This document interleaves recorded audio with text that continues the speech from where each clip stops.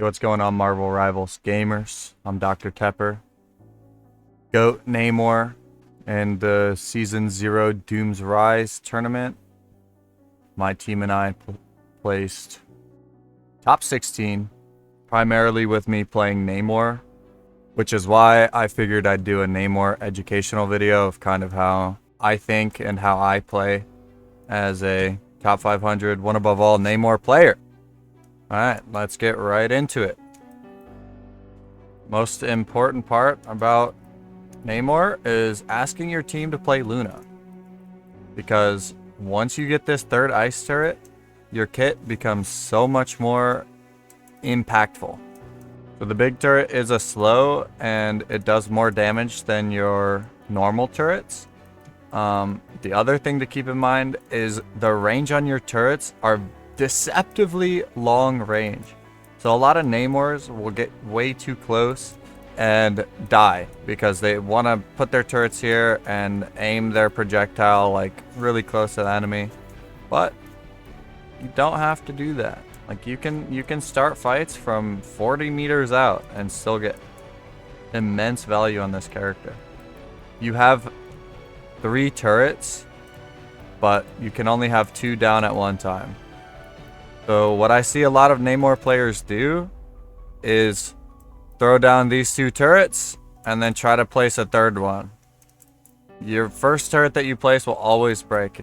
Number one bad thing, don't do that. But as you can see the range here, just throwing my turrets on the walls and right clicking, like these daggers are 40 meters out and my turrets are still targeting them. Your regular turrets gain cooldown charge as you hit shots. You will get more cooldown for headshots. As you can see the bar jumping. So the main cycle you want to do as Namor, especially when you have a Luna as your teammate, is big turret, little turret, right click the floor, and then you have a kill.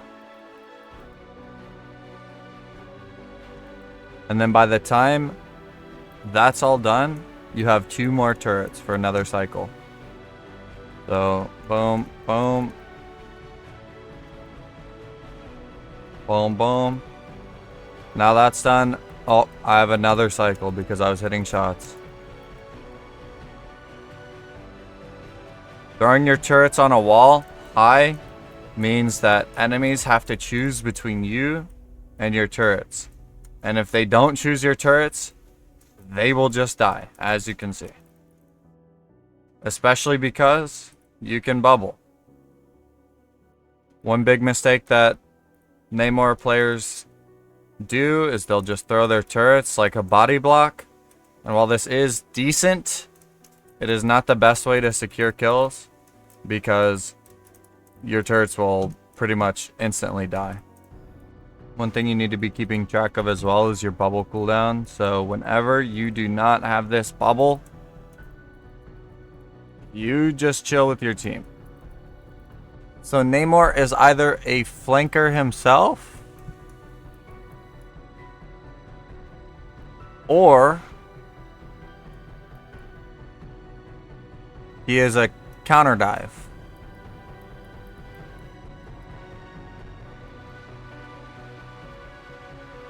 So if I draw a circle that represents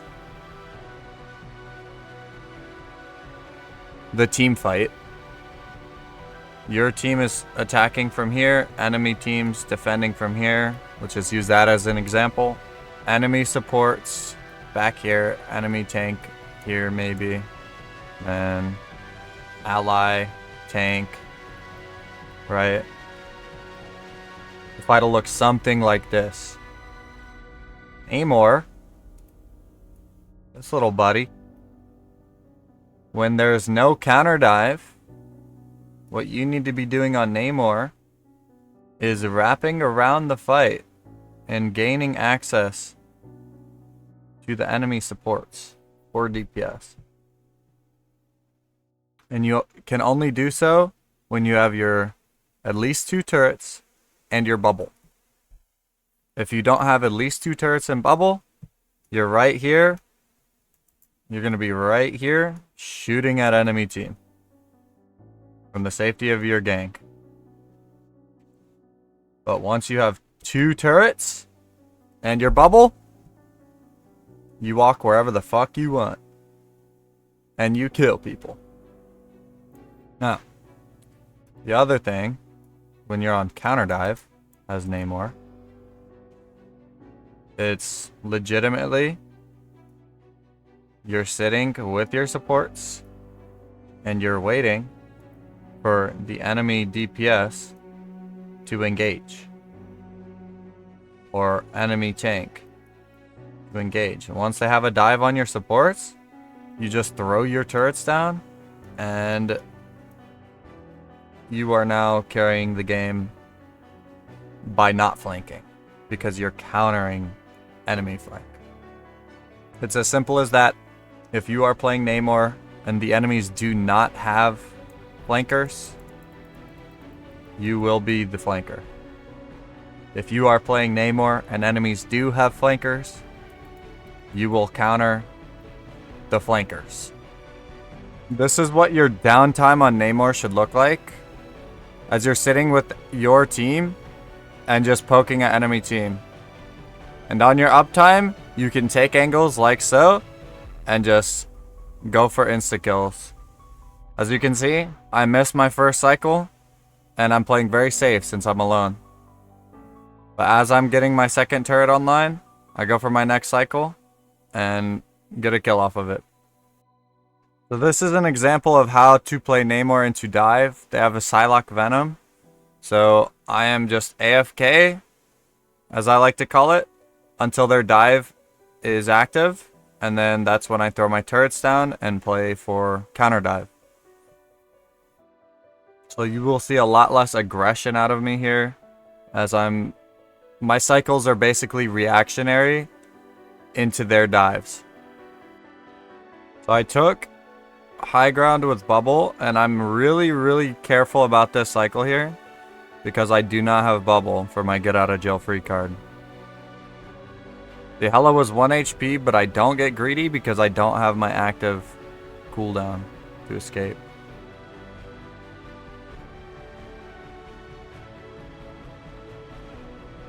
I have my turrets soon, so I'm automatically going towards my flank to set up my next cycle.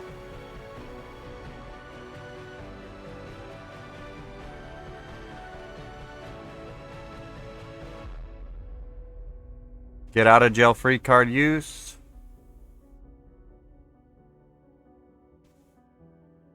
Support ults are online. You're really just kind of AFK building ult here. If you try to flank when enemies are support ulting, you just die. You definitely need to be looking to use your Namor whales in combination with your tank ults. And here's a good example of me comboing with a Groot as Namor. Through Luna ult, 3 kills. Another thing to keep in mind as you're setting up for whales is if you're on high ground, it is infinitely easier to land your whale where you want it to be, as opposed to if you're on the flat ground that you're trying to whale. So you'll see it here. I know exactly where my whale is going to go, so I can instantly place it. And I hit both supports and get them picked. Because I'm the GOAT. One day, when you guys play enough Namor, you can hit ults like this. This is my favorite thing to do on Namor. Predict cloak ults.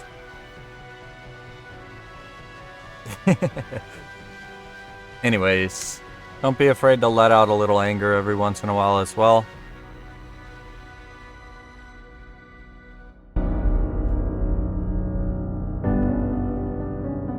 Sometimes it is necessary to beat the ever-living shit out of your pillow, especially after a long day of ranked. Thanks for watching, guys. Let me know what hero you want me to do an educational video on next time.